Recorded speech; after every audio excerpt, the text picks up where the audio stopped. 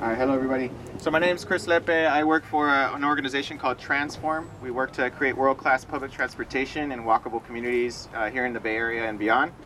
And we're involved at different levels, at the local level, regional and state, and now increasingly at the federal level to advocate for more resources for these kinds of projects. So I wanted to start off quickly by introducing Eliza Riley as well, who's from the Silicon Valley Independent Living Center.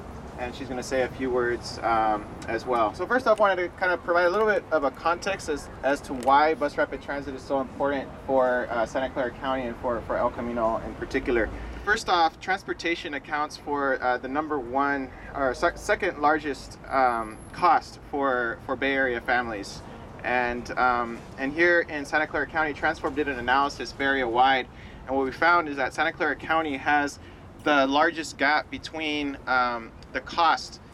If you live in an area that has very good transit access, your transportation costs are much lower than an area where you have poor transportation access. And that gap was the largest here in Santa Clara County than anywhere else in the Bay Area. It's $13,000 difference if you live in a good transit area versus an area with poor transit.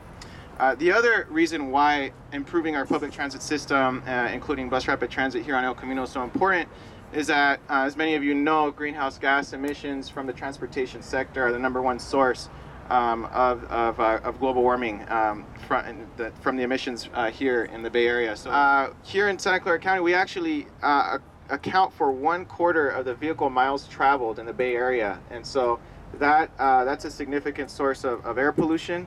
And it's actually one of the major sources of air pollution area-wide. So these bus rapid transit projects are really an opportunity to be able to retrofit these corridors to make them more bicycle, more pedestrian friendly at no cost to the cities. So that's really important. The El Camino corridor is 120 feet wide overall throughout the corridor.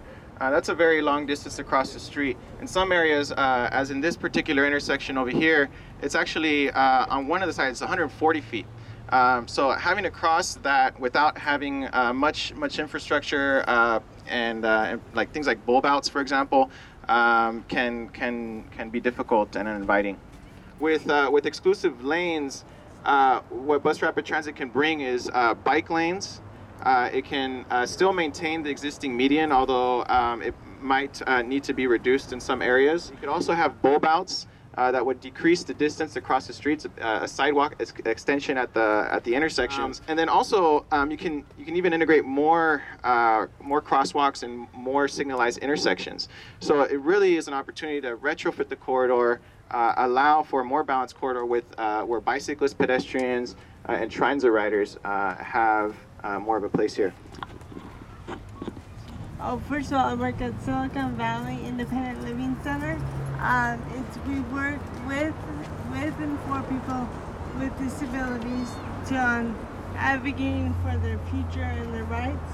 And what I always like to say is that it's not only for people with disabilities that this makes sense for. You have a mother who has a stroller. Yes. You have a shopping cart. You have rollerblades. Oops, I forgot to take them off. They're still on. Well, now I don't have to worry about slipping on again on the bus. Brilliant, right? So it's not only for people with disabilities, but in general, it's a very good idea. Another big thing about having lived in Santa Clara is the fact that I'm always playing chicken on the street, right? The streets are awkwardly cut, right? So you have to go up this huge ramp to get to the center, and then when you get to the center, you have maybe 5-7 seconds left on the clock.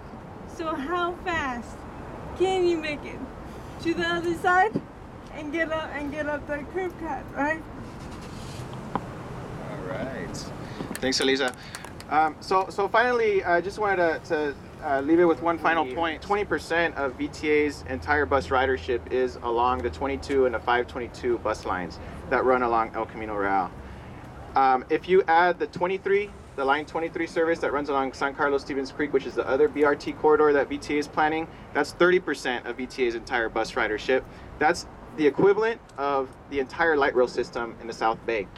And you look at the amount of resources that have gone into those other areas, and this is really an opportunity to put the money where the demand is at. And especially as has been mentioned before, with the increased population growth, the housing, the job growth in the valley, it's going to be even more critical in the future to have these kind of transportation alternatives.